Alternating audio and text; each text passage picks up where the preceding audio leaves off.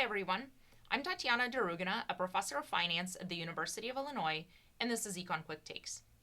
Today, I'm going to unpack the economics of a good job. Few people would argue that a good job, one with high pay, reasonable hours, and security, isn't valuable.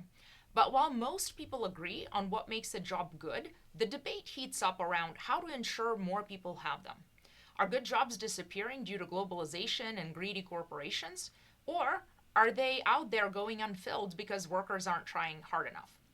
Today, I want to step back and ask, what does economics tell us about where good jobs come from? I'm going to focus on the high pay aspect of a good job, but most of the discussion that follows translates into hours and job security as well. A key principle of labor economics is that a worker's wage cannot sustainably exceed the value they produce. So if someone generates, let's say, $50,000 worth of value in a year, that's the most they can earn without bankrupting the employer. So, lesson number one is that better jobs can be obtained through increasing worker productivity. Higher worker productivity, in turn, can be supported by governments through training programs and education subsidies such as scholarships, low interest student loans, and direct funding of universities and colleges. But a worker's productivity represents the maximum they can be paid.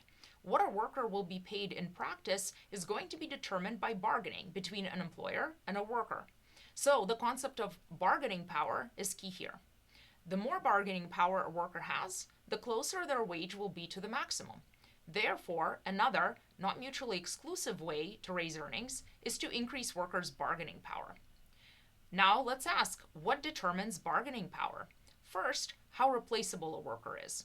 The easier it is for a firm to hire an identical worker, the lower the worker's bargaining power, the lower the wage. So, lesson number two is that making workers less replaceable will boost their earnings. How do you make workers less replaceable? One way is to increase their skills. Lower skilled workers are fundamentally easier to replace than higher skilled workers. Good education and training programs can therefore create good jobs for two reasons. First, they raise worker productivity, and second, they raise their bargaining power. Unions also form in order to raise worker bargaining power, but in some cases, unions can have downsides that I'll leave for another time. The second determinant of bargaining power is the amount of competition between firms. If there's only one employer in a particular industry in a particular area, that employer will likely be able to hire workers at wages substantially below what they're worth. So, the more potential employers there are, the better for workers' wages. So, lesson number three is that promoting competition among employers will help workers get paid more as well. This can be done through improved antitrust regulation and enforcement. Such actions also benefit the economy as a whole by improving efficiency. I want to note that not all solutions to low wages are efficient.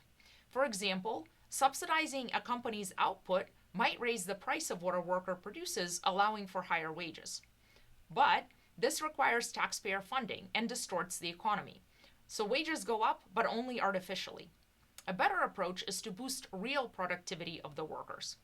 Another way to misuse these lessons is to try to make the workers less replaceable by creating artificial barriers to firms hiring other workers, including those from other countries.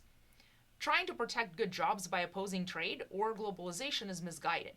Most goods imported into the US are produced abroad either because they're cheaper or because they offer variety.